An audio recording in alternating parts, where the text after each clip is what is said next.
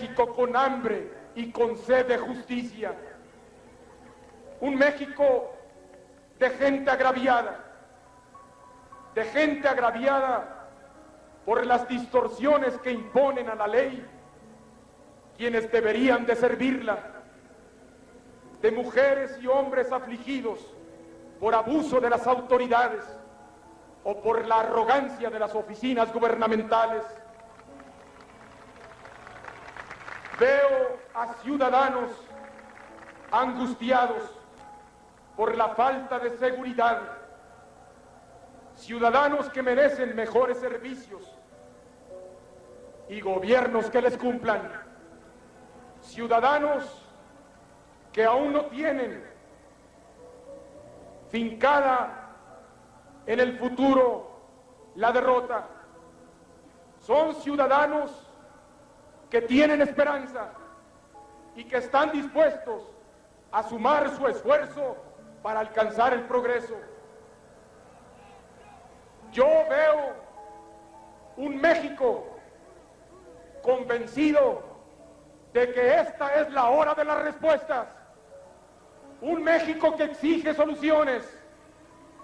Los problemas que enfrentamos los podemos superar. Yo me propongo encabezar un gobierno para responderle a todos los mexicanos. El cambio con rumbo y con responsabilidad no puede esperar.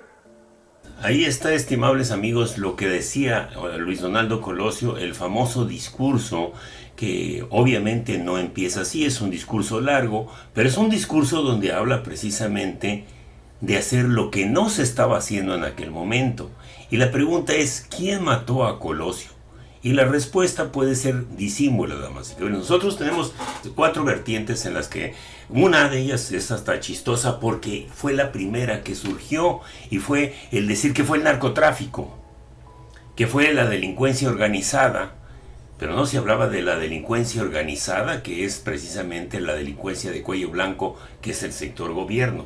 Pero había otras 2 más, damas y caballeros, más allá de la falacia del narcotráfico, delincuencia organizada.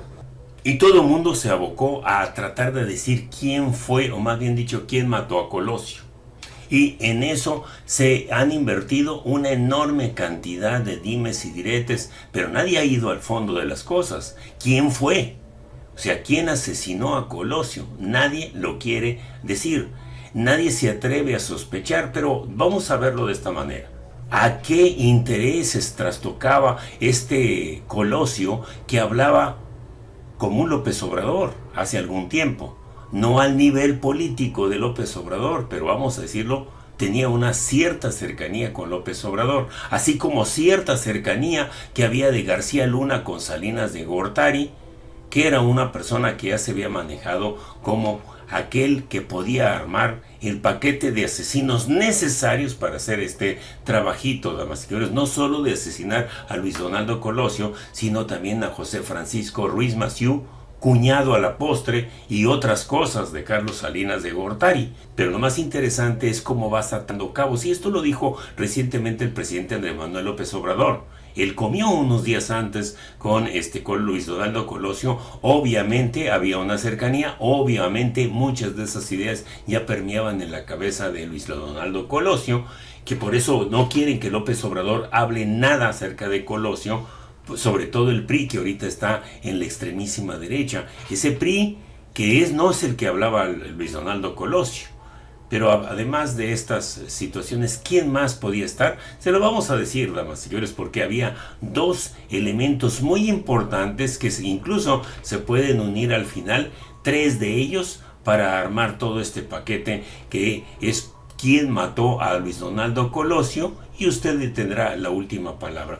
Vamos a ver qué se dice, qué se escribió en aquel entonces, estimables amigos.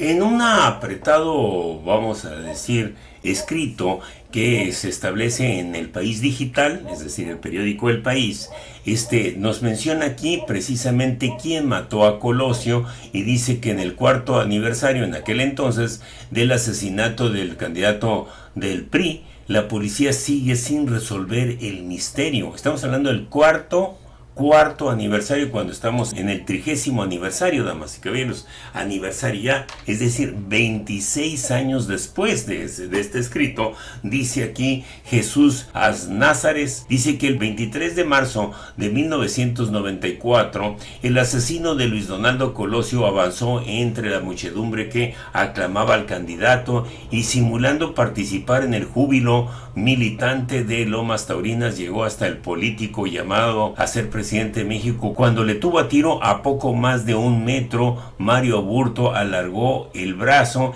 y de 2 pistoletazos le reventó la cabeza. Caía muerto quien fuera firme aspirante a la jefatura del gobierno por el Partido Revolucionario Institucional, el hombre de quien muchos esperaban la democratización de un partido enquistado en el poder durante casi 7 decenios. Su padre, Luis Colosio, acudirá a la tumba rumiando impotencia. Las leyes no están hechas a mi medida o a mi deseo. Aburto fue detenido inmediatamente después de que Colosio recibiera los 2 balazos. Le llovieron puñetazos y patadas. Los más violentos querían lincharlo. Sigue en la cárcel sin que las averiguaciones sobre el magnicidio hayan permitido determinar la identidad de sus presuntos autores intelectuales y cómplices, con la sensación de que se trabaja a tientas. Pocos creen en la insinuada hipótesis del crimen solitario y es más verosímil el asesinato por encargo y cuenta de los elementos más siniestros y reaccionarios del partido al que perteneció la víctima, o sufragado por los patronos de la narcopolítica o el narcotráfico, convencidos de que Colosio no aceptaría dinero sucio en su campaña ni se prestaría a componendas con los carteles de la droga, el desorden y la precipitación en el arranque de las pesquisas y de los aparentes palos de ciego de quienes posteriormente las llevaron a efecto, que alimentaron el desánimo y las sospechas respecto a la existencia de gentes poderosas trabando la labor investigadora. Dice: trabajamos para descubrir la verdad, no para encubrir hechos o personas a las que nuestras leyes encuentran deudores de conductas criminales, aseguró el fiscal del caso Raúl González Pérez. Si con base en elementos jurídicos de prueba existe probable responsabilidad por alguien, sin la menor vacilación, independientemente de su relevancia política, social o económica, se realizará el ejercicio de la acción penal. De momento hay mucho papel y ninguna acción penal, dice aquí el escrito, damas y caballeros, de hace 26 años. Bueno, pero ¿qué dicen los medios posteriormente a esta situación, estimables amigos, no? Porque hay situaciones de cómo lo hemos vivido, cuál fue nuestra vivencia de aquel momento, ¿no? Les diremos, entre otras cosas, por ejemplo, que como nos dice aquí Expansión, estimables amigos, que a 30 años del asesinato de Luis Donaldo Colosio, estos son los nombres clave, dice, en torno al crimen contra quien fue el candidato del PRI en 1994, la atención se focalizó, en el asesino, en el expresidente Salinas de Gortari, un gobernador y otros actores que hoy se mantienen activos, ¿no? Y en este caso estamos hablando de las figuras de el secretario Alfonso Durazo, el exprocurador Antonio Lozano Gracia del PAN y el expresidente Ernesto Zedillo y obvio Carlos Salinas de Gortari, ¿no? Dice que la tarde del 23 de marzo de 1994 un asesinato cimbró al país, el de Luis Donaldo Colosio, entonces candidato del PRI a la presidencia. Desde entonces el caso ha estado rodeado de figuras de la vida política nacional que a 30 años del crimen siguen presentes en la memoria del país. Dice aquí, además, aquí presentamos algunos de estos personajes que fueron parte del rompecabezas del caso Colosio, en donde estaban y dónde están ahora. Mario Aburto, el asesino solitario, el que como muchos consideramos que realmente fue un chivo expiatorio, ¿no? ¿Qué papel jugó? ¿Dónde está? Está en la cárcel, ya lo sabemos, y está a punto de salir. Carlos Salinas de Gortari, el hombre al mando, ¿qué papel jugó? Era el presidente de México y todo mundo mundo apunta hacia él, que fue el instigador y fue el hacedor de todo esto, ¿no? Y que para el pueblo él fue el asesino intelectual. Ernesto Zedillo, el sustituto que llegó a la presidencia y el coordinador de campaña. También otro que llegó a meter su cuchara el día del asesinato y se cuentan historias macabras de su participación en Tijuana. Dice Mario Fabio Beltrones, el sonorense a cargo, qué papel jugó en ese entonces se desempeñaba como gobernador de Sonora, qué diablos andaba haciendo aquí, ¿no? ¿Dónde está ahora? Anda buscando una senaduría. Alfonso Durazo, el hombre de Colosio y de AMLO, en este caso, que era el secretario particular de Colosio. Otros personajes importantes es Luis y Mariana, los herederos de Colosio, ¿no? Uno de ellos que ahora es presidente municipal de Monterrey y que a la postre quiere ser senador, damas y caballeros, ¿para qué? Y que está pidiendo que se perdone a Mario Aburto Martínez. Y otro fue Manuel Camacho Solís, el rival de Colosio y quien todo el mundo decía que tenía que haber sido porque lo prefería, era el preferido de Salinas de Gortari en apariencia, pero otras indicaban precisamente que le ganaron a Salinas de Gortari y que por eso estaba incómodo y molesto. También diremos, entre otras cosas, que los investigadores especiales, ¿quiénes fueron? ¿Qué papel jugaron? Entre los 4 subprocuradores especiales destacan Luis Raúl González Pérez y Pablo Chapa Besanilla, quien fue nombrado al llegar Zedillo a la presidencia, y ellos fueron los encargados de investigar el caso de Colosio. Chapa Besanilla se hizo hasta famoso por aquello de las brujas, ¿no? ¿Dónde están ahora? Pues resulta que son coordinadores de programas universitarios de derechos humanos, ¿no? Así como lo escuchan en la UNAM. Antonio Lozano Gracia, el superprocurador. ¿Qué pasó con el abogado político y panista? Fue nombrado por Zedillo como Procurador General de la República. ¿Dónde está? Continúa litigando, así como lo escucha, estimables amigos. En fin, pero hay aquí unos nombres que Expansión Política no menciona y que no porque no los mencione no son de importantes. Y les vamos a platicar aquí una historia muy importante que nosotros vivimos en lo personal. Y en aquel momento, damas y caballeros, nosotros estábamos trabajando para el Comité Directivo Estatal del PRI. ¿Qué pasó en ese momento? ¿Por qué pensamos que hay gato encerrado? Porque hay otros personajes que no se mencionan y que en su momento debieron de haberse mencionado porque algo había. Y aquí en una reunión que tuvimos precisamente para organizar la gira del candidato por Baja California, que iba a empezar en Tijuana, ocurrieron cosas muy significativas de los personajes de los que no se habla aquí. Uno de ellos era Pedro Joaquín Codwell, que era a la postre funcionario del PRI y que estaba involucrado dentro de la estructura de la campaña, y el otro es José Murat, padre del gobernador saliente de Oaxaca, ¿no? Alejandro Murat. Pero lo más interesante es que en aquel momento estábamos en una reunión y había gente del sector oficial, es decir, del sector gobierno y del sector partidista. Pasaron 3 cosas importantes en ese momento que pusieron a temblar a todo mundo, pero que nosotros no alcanzábamos a ver, pero se nos hizo sospechoso en aquel momento. La primera de estas fue precisamente cuando se mencionó que el evento importante en Baja California iba a ser en Tijuana y después el otro en Mexicali. De Mexicali se habló poco y a nosotros nos invitaron como Comité Directivo Estatal del PRI para que pudiéramos atender esta situación. Entonces uno de los momentos incómodos fue precisamente cuando se preguntó ¿dónde va a ser el evento en Tijuana? Y cuando dijeron que en Lomas Taurinas, alguien respingó y dijo, ¿cómo lo van a meter allí si es una ratonera? Tiene solo una entrada y es la misma salida. Solo una línea de entrada y salida. ¿Cómo es que lo van a meter a una ratonera como esa? Y eso no les gustó a los 2 gallones, que era Pedro Joaquín Codwell y José Murat, quienes actuaron como que ya sabían sobre esta situación. El otro momento en que se cimbró aquella reunión fue cuando precisamente estábamos en plan de que cada quien iba a participar algo, y Lupita Gutiérrez Fregoso, actual dirigente del PRI, de lo que queda del PRI, preguntó, como ella era delegada del ISSSTE, le encargaron los servicios de asistencia médica para la gira del candidato. Y ella preguntó, entre otras cosas, que necesitaba datos como por ejemplo el tipo de sangre del candidato.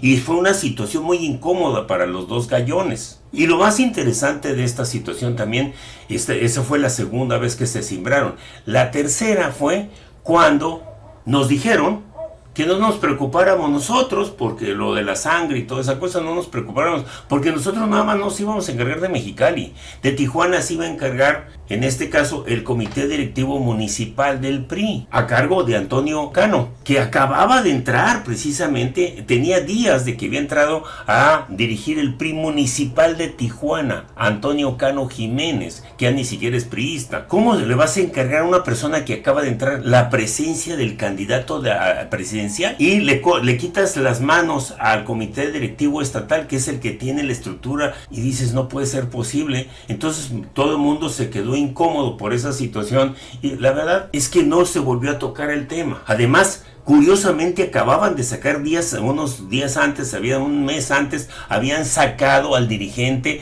estatal del PRI, Abel Castro Bojorquez, y metieron a una persona mayor, muy acabado en aquel entonces, que era un senador por Tecate. Y lo curioso de que este senador estuviera allí es que esto ya había pasado a formar parte de una estructura que era infuncional, es decir, de tener a un dirigente que siempre estaba acostumbrado a tener el control del partido en las manos. De repente le quitan la dirigencia y se lo dan al senador César Moreno Martínez de Escobar, expresidente municipal y ya muy acabado el señor, que cuando asesinan al candidato, el señor quién sabe dónde andaba, ni su jefe de prensa ni ninguno de ellos, y nosotros estábamos en el comité directivo estatal y te preguntas qué es lo que pasó allí. Después, incluso mucha gente que estuvo ligada a nosotros nos dijo lo que había pasado y había un segundo disparo en el estómago, y de eso no se investigó. Después se sacó una nota de que el disparo pegó en la cabeza, pero al mismo tiempo él cayó, dio unas cuantas vueltas y le volvió a soltar otro disparo,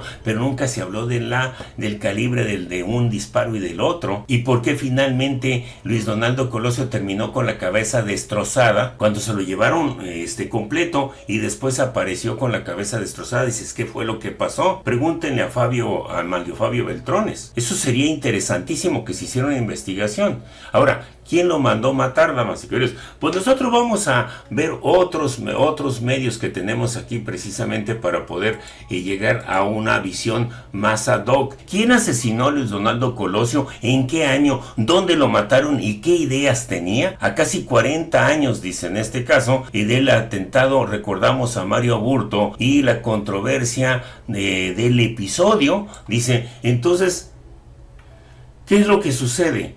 ¿Qué fue lo que dijo? ¿Qué fue lo que pretendía Luis Donaldo Colosio? ¿Por qué que les interesaba acabar con su vida? Porque esto no era nada más así porque sí. Esto tenía un fondo bastante grande y tocaba intereses más profundos de lo que se pueda pensar. Y dice particularmente aquí, marca.com, dice que en el atardecer del 23 de marzo del 1994, la nación mexicana fue testigo de un oscuro capítulo que dejó una profunda cicatriz en su historia política: el asesinato de Luis Donaldo Colosio, candidato del Partido Revolucionario Institucional a la presidencia de México. Aquella tarde Colosio se encontraba en un mitin en Lomas Taurinas, una colonia popular de Tijuana que estaba enclavada en un hoyo, y a los pocos días del asesinato se les ocurrió pavimentar la zona y borrar todo vestigio, estimables amigos. Y uno de aquello fue precisamente lo que dijo Talina Fernández. Talina Fernández, por favor. Sí, Talina. ¿Me escucha, licenciado? Escucho.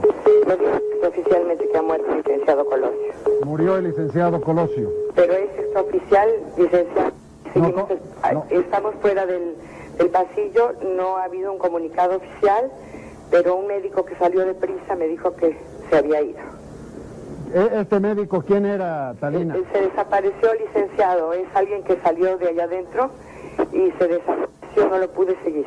Esto es terrible, Talina. ¿Podemos tener una confirmación inmediata de la noticia? Porque es sumamente grave para México, para nuestra historia, para todo. Estoy aquí afuera, donde todo el mundo espera, con la misma edad que nosotros, y es una versión extraoficial hasta que no saben los... Por favor, entra al quirófano.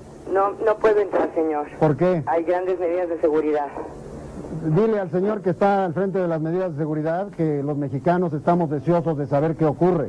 Lamento decirte, Talina, y decirle a todo el pueblo de México que la presidencia de la República confirma que ha muerto Luis Donaldo Colosio, candidato del PRI a la presidencia. Marca, por su parte, de damas y caballeros, nos sigue diciendo que Mario Aburto Martínez, el asesino confeso de Luis Donaldo Colosio, dice su vida tornó un giro dramático hace poco más de 40 años cuando fue detenido como presunto autor material del crimen. Antes del incidente, Aburto era un individuo relativamente desconocido, un campesino con sueños y desafíos propios de la vida en el México de la década de los 90. Sin embargo, su participación en el asesinato de Colosio lo catapultó a la escena nacional como un personaje enigmático y en el centro de intensas controversias, particularmente de que le inventaron, o vaya usted a saber qué. Durante el proceso judicial, Aburto afirmó ser el único responsable del homicidio de Colosio, pero sus declaraciones y el manejo del caso dieron pie a numerosas teorías conspirativas y dudas sobre la verdad detrás de los hechos. Su semblanza se torna compleja, marcada por la incertidumbre y la especulación, con muchas voces cuestionando la versión oficial y demandando una revisión más exhaustiva de los eventos. Hoy, en el aniversario número 30 o 30º aniversario del asesinato de Luis Donaldo Colosio allá en Lomas Taurinas, en Tijuana, debemos decir que hay una enorme cantidad de cosas que no se dijeron, incluso gente que murió en actitud sospechosa, como el coordinador de policía precisamente de Tijuana, en aquel entonces un personaje de apellido Benítez, entre otras personas que fueron desapareciendo, de las cuales incluso un documental de Netflix nos habla precisamente de la enorme cantidad de cosas que se manejaron. Incluso hubo protagonistas involuntarios y voluntarios. Mucha gente habló, manejó algunas tesis, pero más por el lado de sus intereses que por el lado de la realidad, porque eso también es decirlo, porque estuvo muy manoseado el caso. Bueno, ¿qué dice hoy, por ejemplo, una de las publicaciones, vamos a decir, un poco más serias de todas las que salieron el día de hoy? Aquí tenemos precisamente el diario español El País, que nos dice, entre otras cosas, dice que Luis Donaldo Colosio pide el indulto para Mario Aburto, asesino confeso de su padre. Dice que la Fiscalía de la República defiende la hipótesis de que hubo un segundo tirador en el Centro de Investigación y Seguridad Nacional, estimables amigos, el CISEN. El diario El País, una nota de Jorge Vaquero Simancas, establece que Luis Donaldo Colosio Riojas ha pedido el lunes 29 de enero excarcelación de Mario Aburto, y dice el asesino confeso de su padre, el único detenido por el magnicidio de Luis Donaldo Colosio, lleva 30 años en prisión. Ahora el actual alcalde de Monterrey por Movimiento Ciudadano y candidato a senador ha solicitado al presidente de México, Andrés Manuel López Obrador, que ponga carpetazo final a este asunto con el indulto, una solicitud que llega mientras la Fiscalía General de la República pretende reabrir el caso con la hipótesis de un segundo tirador vinculado al Centro de Investigación y Seguridad Nacional, el CISEN. El mismo periódico El País, estimables amigos, publica el día de hoy que un complot y un segundo tirador. La Fiscalía derriba la teoría de que Mario Aburto actuó en solitario para asesinar a Luis Donaldo Colosio.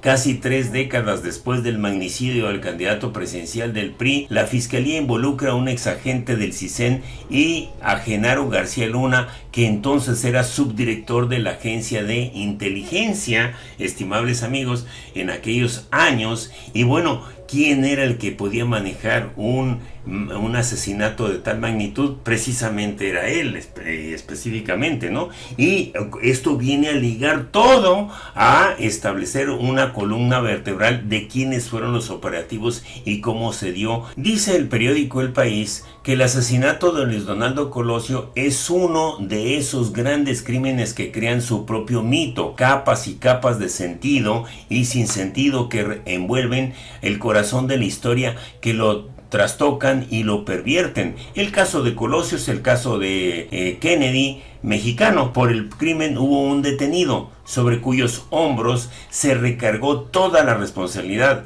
Mario Aburto.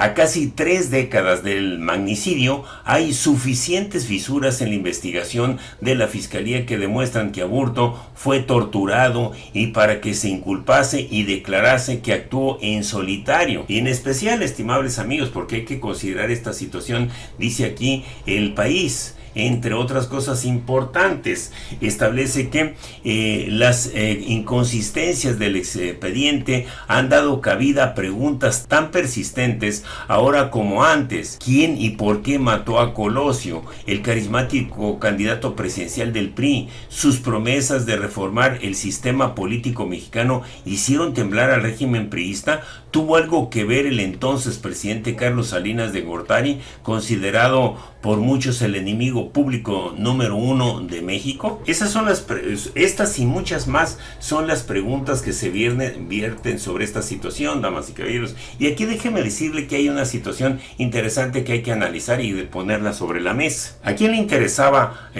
quitar a Colosio porque se había convertido en un dolor de cabeza? No era el candidato facilito que iba a llegar a la presidencia para justificar todas las, vamos a decir, la suciedad que estaba dejando Carlos Salinas de Gortari, quien, ayudado por Estados Unidos y solapado por los propios Estados Unidos, ya habían tenido un acuerdo. Colosio iba a perder, por eso no pusieron a Camacho Solís, porque supuestamente era el hombre fuerte y porque se manejaba por todos lados que Camacho Solís era el hombre fuerte porque era parte del equipo importante de Salinas de Gortari, que incluso le jugaron rudo al propio Miguel de la Madrid para encaramarse al poder. Es decir, esto ya venía sucediendo desde mucho tiempo atrás, desde la época de inicios del sexenio de Miguel de la Madrid, a quien por andar en sus ocurrencias y sus vamos a hacer aquelarres que no vamos a tocar aquí, pero estos aprovecharon el que estuviera distraído y que además era un político que le convenía a las políticas injerencionistas de Estados Unidos para involucrar, quitarle al país todas aquellas empresas que correspondían al Estado mexicano para privatizarlas. Ese era el proyecto, pero no lo podían hacer solo con el PRI, porque el PRI corría siempre para el lado de la izquierda a veces, y eso no era conveniente. Entonces había que meter a un político sin escrúpulos como Carlos Salinas de Gortari para que se manejara, y tenía todo un equipo. Y el tercero en la línea, ya pudiéramos decir, estaba en el tercer nivel, es Colosio. El siguiente que estaba como el favorito, como el Benjamín, como el hijo putativo más cercano, era Manuel Camacho Solís, que se enojó, le hizo la guerra a Colosio, que incluso fue a hacer pactos con los zapatistas. Es donde empieza la suciedad del zapatismo, es decir, la Iglesia Católica a involucrarse dentro de esta situación, porque hay que decirlo, una situación interesante. El PAN y el Ejército Zapatista de Liberación Nacional son de alguna manera ligados a la Iglesia Católica. ¿Por qué? Lo decimos porque hay muchos elementos para ligar a los zapatistas con la Iglesia Católica. Una de ellas es qué pasó en los 12 años que el PAN estuvo en el poder, por qué los zapatistas se permanecieron callados y en el anonimato. Hay muchas otras razones, pero además la Iglesia Católica estaba muy cercana. Entonces, por lo tanto, Estados Unidos es una vertiente, o sea, dejemos al narcotráfico y nos vamos precisamente, ¿quién fue? El sistema político mexicano encabezado por Salinas de Gortari. Puede ser que fue el operativo, fue el que lo llevó a efecto, por lo que hemos dicho hasta ahorita. Pero adicionalmente hay una situación importante. ¿A quién le convenía y quién estaba poniendo políticos? ¿Y por qué Colosio iba a perder? Porque querían que el PAN subiera al poder, así como subieron a Ernesto Dufo, que era el primer aviso de que nunca ganó la gubernatura de Baja California. Así querían subir al presidente nuevo, pero que no fuera de la izquierda, porque la izquierda estaba creciendo mucho, y porque en el 88 la izquierda ganó con Cuauhtémoc Cárdenas. Si es que Cuauhtémoc Cárdenas se puede considerar de izquierda, pero lo cierto es que Estados Unidos odia a la izquierda y no quería nada, absolutamente nada, y sin embargo hoy ha trabajado mejor con la izquierda que con la derecha. Pero adicionalmente, esta situación interesante es ¿qué fue lo que pasó? Querían darle el poder al PAN a como diera lugar, y el encargado de esto era Diego Fernández de Ceballos, alias La Ardilla, ya que no salía de Los Pinos, y que es el que vendió junto con Luis H. Álvarez al PAN, al PRI, en este caso a Salinas de Gortari, en este caso a las intenciones de Estados Unidos por ganar la presidencia. Tan es así que aún matando a Colosio, ganó el PRI, no ganó el PAN. Se esperaba que la gente aborreciera todo lo que pasaba con el PRI. Al contrario, ganó con más votos como nunca un candidato priista había obtenido la votación que tuvo Ernesto Zedillo, quien a la postre sustituyó al candidato Luis Donaldo Colosio después del asesinato. Entonces aquí hay una serie de situaciones. La vertiente del narcotráfico y la delincuencia organizada hay que hacerla a un lado. Esa no creo que funcione.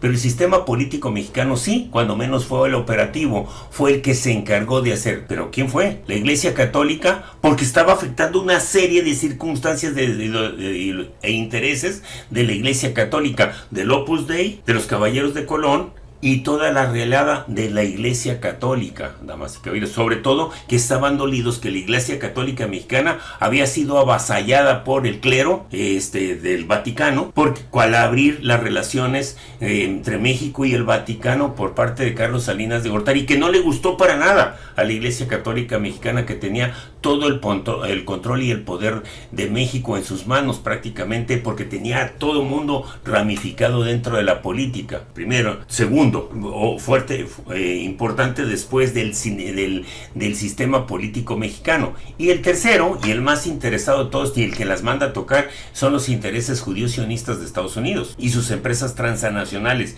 quienes han sido los más beneficiarios de las privatizaciones de Carlos Salinas de Gortari, los socios y amigos de los intereses de Estados Unidos. Ahí está. Entonces nada más hay que seguirle, como hacen en las cuestiones fiscales, la huella al dinero. Y en este caso vamos siguiéndole la huella a los intereses. Entonces, si el narco no fue, tuvo que, el operativo sí fue, eso estoy seguro, el sistema político mexicano a través de Carlos Salinas de Gortari y la sombra de García Luna en este tipo de situaciones, y un montón de panistas que fueron cómplices de Carlos Salinas de Gortari en todo este movimiento, si ustedes lo ven así. Pero además, ¿quién era el interesado en imponer a sus propios candidatos? Tan es así que nosotros en aquel momento, cuando ganó Rufo, dijimos que era una concertación. Así lo calificamos, y fue cuando se inventó la palabra de la concertación. ¿Por qué? Porque se trataba de hacerlo realidad, aquello del concierto nacional y de la concertación de Carlos Salinas de Gortari y todo ese tipo de situaciones. Lo cierto y lo real es que aparece la Iglesia Católica y obviamente Estados Unidos.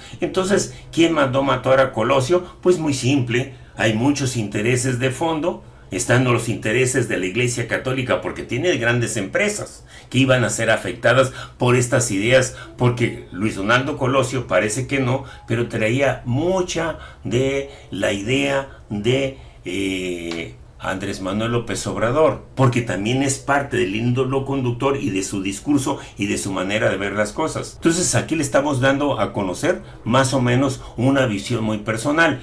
Sin embargo, como siempre, usted tiene la mejor opinión.